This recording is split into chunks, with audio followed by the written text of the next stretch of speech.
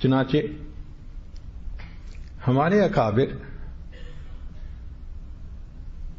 ایک حدیث مبارکہ نقل فرماتے ہیں، من حفظ سنتی اکرمہم اللہ تعالی باربع خصال، کہ جو نبی علیہ الصلوۃ والسلام کی سنت کی حفاظت کرتا ہے اللہ اس کو 4 انعام عطا فرماتے ہیں۔ جس نے سنت کی محافظت کی، پابندی کی، جیسے دانتوں سے کوئی مضبوطی سے کسی چیز کو پکڑ لیتا ہے نا، جس نے نبی علیہ السلام کی مبارک سنت کو یوں مضبوطی سے تھام لیا، اللہ اس کو 4 انعام عطا فرماتے ہیں۔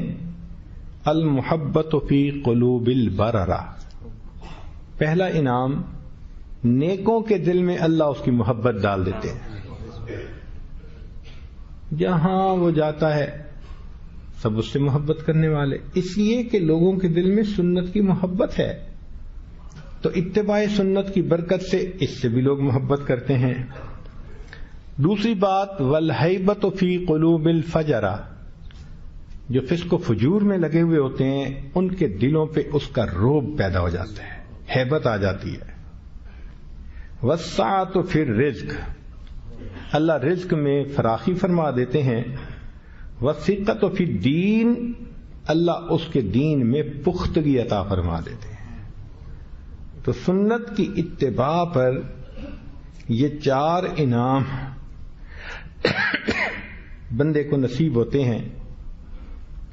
تو ہمیں چاہیے کہ ہم نبی علیہ الصلوۃ والسلام کی سنت کو اپنائیں، جتنا بھی ہو سکتا ہے، کھانے پینے کی ہوں، لباس کی ہوں، بولنے کی ہوں، چلنے پھرنے کی ہوں، میاں بیوی کے معاملات ہوں یا معاشرت ہو، ہر کام میں ہر عمل کو سنت کے مطابق کرنے کی نیت کر لیں، ڈھونڈ کے سنتوں کو اپنائیں۔ علماء کو اللہ رب العزت جزائے خیر عطا فرمائے کہ انہوں نے کتابیں لکھ دی ہیں، نبی علیہ السلام کی سنتیں گود سے لے کے گور تک، پوری زندگی میں محبوب صلی اللہ علیہ وسلم کی کیا سنتیں ہیں ان کو ایک کتاب میں جمع کر دیا۔ ہمارے لیے کھیر پک گئی، ہم نے صرف اس کو کھانا ہے، اس کو پڑھنا ہے اور اس پر عمل کرنا ہے۔ اگر ہم عمل کر لیں گے تو اللہ رب العزت کی نظر میں ہم محبوب بن جائیں گے۔ عام دستور دیکھا ہے کہ اگر ماڈل سامنے ہو تو کام کرنا آسان ہوتا ہے، فقط تھیوری کسی کو سمجھا دیں تو مشکل ہو جاتا ہے اس چیز کو بنانا۔ ایک سیمپل سامنے ہو تو اس کو بنانا بہت آسان ہوتا ہے۔ اللہ رب العزت نے انسانوں پر مہربانی فرمائی، اپنے حبیب صلی اللہ علیہ وسلم کو ان کے اندر بھیج دیا، اس لیے فرمایا لقد من اللہ علی المؤمنین۔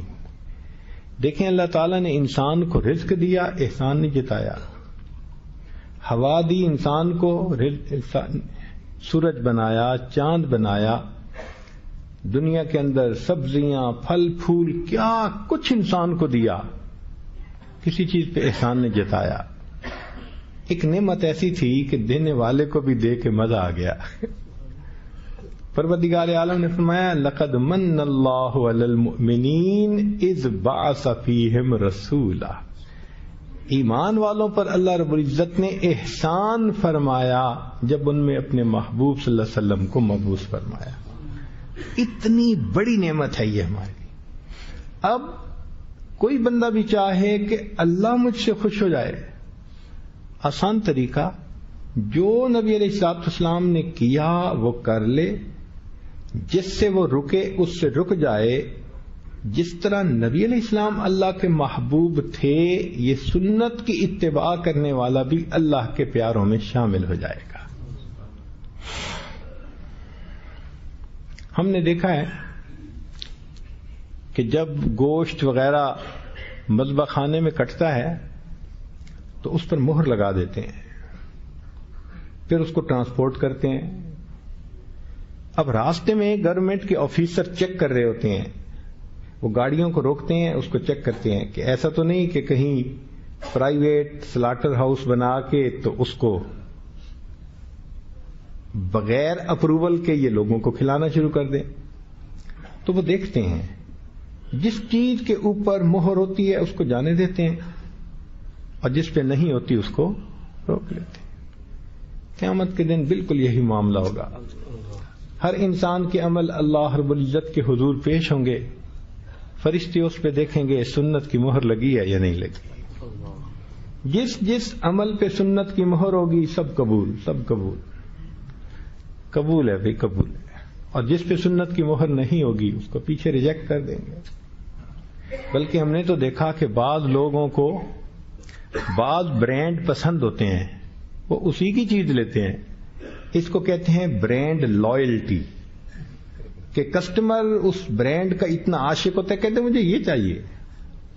آپ یوں سمجھیں کہ قیامت کے دن بھی فرشتے سنت کے برانڈ کو چیک کریں گے. جس عمل پر سنت کے برانڈ کا مہر ہوگا سب قبول. اور یہ بندہ قیامت کے دن اللہ رب العزت کے ہاں قبول ہوگا. آپ نے کبھی تجربہ کیا ہوگا، آپ نے ویسٹ کوٹ بنوانی ہے تو آپ درزی کو ایک نمونہ دیتے ہیں، بھئی یہ سائز ہے، یہ شیپ ہے، اس کے مطابق اس کپڑے کی ویسٹ کوٹ بنا دو. اب جب وہ ویسٹ کوٹ بنائے، نہ سائز اس جیسا نہ شیپ اس جیسی، تو آپ تو ویسٹ کوٹ کو نہیں لیں گے. آپ کہیں گے بھئی تمہیں نمونہ جو دیا تھا مجھے تو ہو بہو اس جیسی ویسٹ کوٹ چاہیے.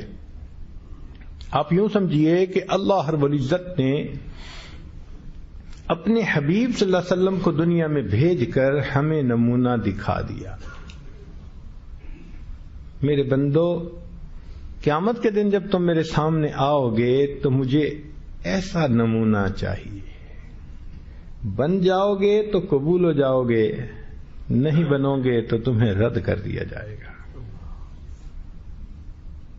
مفسرین نے ایک عجیب نقطہ لکھا ہے کہ جب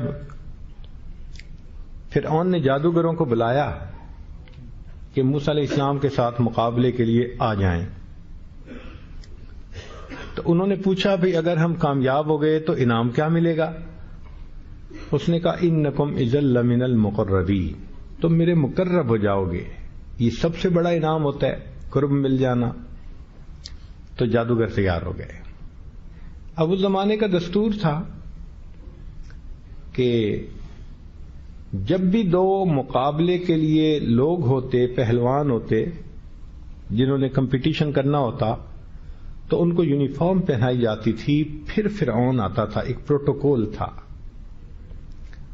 تو انہوں نے گورنمنٹ کے جو آفیسر تھے انہوں نے جادوگروں کا ایک لباس تھا وہ بنایا، موسیٰ علیہ السلام کو بھی دیا، جی آپ بھی پہنے. وہ تو اللہ کے پیارے نبی علیہ السلام تھے، انہوں نے نہیں پہنا. اب پریشان ہوئے کہ اگر یہ نہیں کل پہن کے آئیں گے تو ہماری تو نوکری خطرے میں. پھر ان کا ذہن کام کرنا شروع کیا کہ اس کا حل کیا نکالے. تو ٹیلنٹڈ لوگ تو ہوتے ہیں نا. Some up came with a very bright idea کہ بھئی ایک جیسی یونیفارم ہونی چاہیے نا. ہم کہاں بھئی اگر جادوگروں جیسا لباس وہ نہیں پہنتے تو جادوگروں کو ان جیسا لباس پہنا دو، سملر ہو جائیں گے. ہم کہا یہ بالکل ٹھیک ہے. چنانچہ انہوں نے موسیٰ علیہ السلام کی طرح جبے سلوا لیے، جادوگروں کو پہنا دیا. اب جب مقابلہ شروع ہوا تو اللہ تعالیٰ کی شان دیکھیے کہ اللہ رب العزت نے جادوگروں کو ہدایت عطا فرما دی. ایسے ہدایت پہ پکے کہ فرعون نے کہا میں قتل کروا دوں گا، بازو کٹوا دوں گا، ٹانگ کٹوا، ان کا فقض ما انت قاض، جو کر سکتا ہے تو کر لے، اب ہم اس پر جم گئے. حضرت موسیٰ علیہ السلام کوہتور پر گئے، رب کریم سے ہم کلامی ہوئی کہ اللہ آپ نے تو مجھے فرعون کی طرف بھیجا تھا، بائی نیم کہا تھا اذهب الى فرعون انه طغى، جاؤ فرعون کے پاس، باغی طاغی بن گیا ہے. تو نومینیٹ فرما دیا تھا کہ میرا کام ہے فرعون کے پاس جانا. فرعون کو تو ہدایت ملی نہیں، یا اللہ جادوگروں کو ہدایت مل گئی. اس میں کیا حکمت ہے؟ رب کریم نے فرمایا میرے کلیم اللہ جب میں ہدایت کا فیصلہ کرنے لگا تو میری رحمت نے اس بات کو زیادہ پسند کیا کہ پہلے ہدایت ان کو دوں جن کو میرے محبوب نبی کے ساتھ زیادہ مشابہت ہے. چونکہ جادوگروں کو مشابہت تھی ان کو میں نے ہدایت عطا فرمائی. تو اگر جادوگر مجبوری سے مشابہت اختیار کر لیتے ہیں تو وہ بھی قبول ہو جاتی ہے. اگر امت محمدیہ صلی اللہ علیہ وسلم کا ایک غلام محبت کی وجہ سے نبی علیہ السلام سے مشابہت اختیار کرے گا، اللہ کیوں نہیں قبول فرمائیں گے؟ صحابہ رضی اللہ تعالیٰ نے اس راز کو سمجھ لیا تھا، چنانچہ ایک ایک کام میں وہ نبی علیہ السلام کے طریقے کے مطابق ہر عمل کرتے تھے. عبداللہ ابن عمر لانوں کو دیکھیں، مدینہ طیبہ سے مکہ مکرمہ جا رہے ہیں اور لوگ بھی ساتھ ہیں. ایک جگہ پہنچ کے کہنے لگے بھائی ذرا رکو، روک لیا، سواری سے نیچے اترے، قریب ایک جگہ گئے درخت کے قریب اور بیٹھ گئے جیسے کوئی بندہ قضائے حاجت سے فارغ ہوتا ہے، یورینیٹ کرتا ہے. مگر قضائے حاجت سے فارغ نہیں ہوئے، اٹھ کے آ گئے اور سواری پر بیٹھ کر کہنے لگے یار چلو چلتے ہیں. دوستوں نے کہا جی کیا مطلب، آپ نے خواہ ہمارا ٹائم لگوا دیا، ضرورت نہیں تھی تو کیوں رکے؟ تو کہنے لگے بھائی بات یہ ہے کہ ایک مرتبہ نبی علیہ الصلوۃ والسلام کے ساتھ میں نے سفر کیا تھا، میرے آقا صلی اللہ علیہ وسلم اس جگہ پر آ کر رکے تھے، آپ صلی اللہ علیہ وسلم نیچے اترے، قضائے حاجت حاصل فرمائی، پھر واپس تشریف لائے اور آگے گئے. مجھے ضرورت نہیں تھی، میرا دل چاہا میں وہی کروں جو میرے آقا نے کیا ہے. فقط مشابہت حاصل کرنے کی نیت سے میں نیچے اترا اور جا کے بیٹھا اور واپس آ کے چل پڑا. تو لگتا ہے کہ وہ واقعی نبی علیہ الصلوۃ والسلام کی سنتوں کے عاشق تھے. اس لیے ان کی اتباع کا یہ عالم تھا. سیدنا صدیق اکبر رضی اللہ تعالیٰ عنہ ہجرت کے موقع پر نبی علیہ السلام کے ساتھ مدینہ طیبہ کے قریب پہنچتے ہیں. مدینہ طیبہ کے لوگ میچور تھے، سمجھدار تھے. وہ نبی علیہ السلام کے استقبال کے لیے شہر سے باہر آئے اور وہ دیکھتے ہیں کہ دو شخصیتیں چل کے آ رہی ہیں، مگر حیران تھے کہ لباس میں، رفتار میں، گفتار میں اس طرح وہ ایک تھے کہ سمجھ نہیں لگتی تھی کہ تابع کون ہے اور متبوع کون ہے. سمجھ نہیں لگتی تھی کہ اصل کون ہے اور نقل، یعنی نقل اصل کے اتنا قریب ہو گئی تھی کہ فرق کرنا، ڈفرینشیٹ کرنا مشکل ہو گیا تھا. چنانچہ اپنا قیافہ انہوں نے لگایا اور صدیق اکبر سے مسافہ شروع کر دیا. اور صدیق اکبر فرماتے ہیں کہ میں نے بھی سب سے مسافہ کرنا شروع کر دیا. کیوں؟ کہ میرے آقا صلی اللہ علیہ وسلم تھکے ہوئے ہیں، میرے آقا صلی اللہ علیہ وسلم کو مسافے کی تکلیف نہ اٹھانی پڑے. جب سب سے مسافہ کر لیا تو بیٹھے. اب تھوڑی دیر کے بعد ذرا سورج کی دھوپ آئی اور سورج کی کرنوں نے نبی علیہ السلام کے رخسار کے بوسے لینے شروع کیے. تو انہوں نے دیکھا کہ جس کو نبی علیہ السلام سمجھ کے وہ مسافہ کر رہے تھے وہ اٹھے اور انہوں نے اپنی چادر اپنے ساتھی کے اوپر سائے کے لیے کر دی. پتہ تب چلا آقا کون تھا اور غلام کون تھا. اس کو اتباع سنت کہتے ہیں. اس لیے سیرت کی کتابوں میں لکھا ہے کہ باہر ملکوں سے نمائندے آتے تھے نبی علیہ السلام کی خدمت میں اور نبی علیہ السلام صحابہ کے درمیان بیٹھے ہوتے تھے، مگر اتنا مشابہت تھی سب میں کہ پوچھنا پڑتا تھا من منکم محمدا، کہ تم میں محمد صلی اللہ علیہ وسلم کون ہے. ان کی یہ مشابہت فقط لباس یا وضاقتہ کی نہیں تھی، ان کی یہ مشابہت ان کے پورے اعمال کے بارے میں تھی.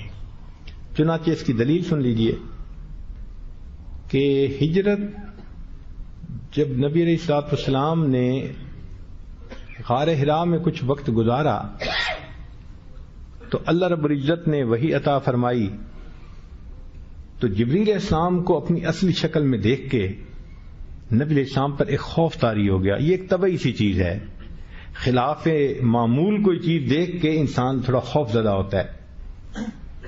تو نبی علیہ الصلوۃ والسلام گھر گئے، زملونی زملونی، مجھے کمبل اڑا دو، کمبل اڑا دو، ذرا سردی لگ رہی تھی.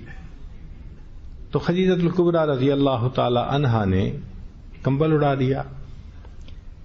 پھر اچھی بیویاں ہمیشہ خاوند کے غم اور دکھ کو شیئر کرتی ہیں.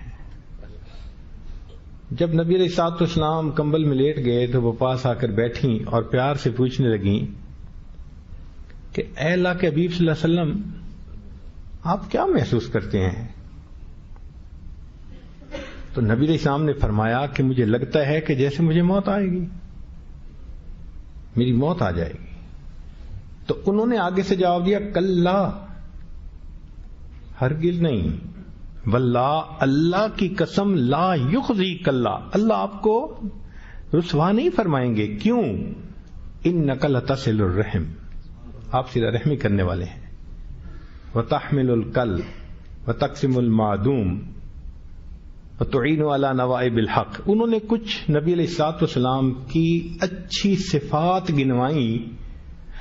آپ رشتے ناطے جوڑنے والے ہیں، لوگوں کے بوجھ اٹھانے والے ہیں، آپ خیر کے کام میں لوگوں کی مدد کرنے والے ہیں، تقرئ الضیف، مہمان نوازی کرنے والے ہیں.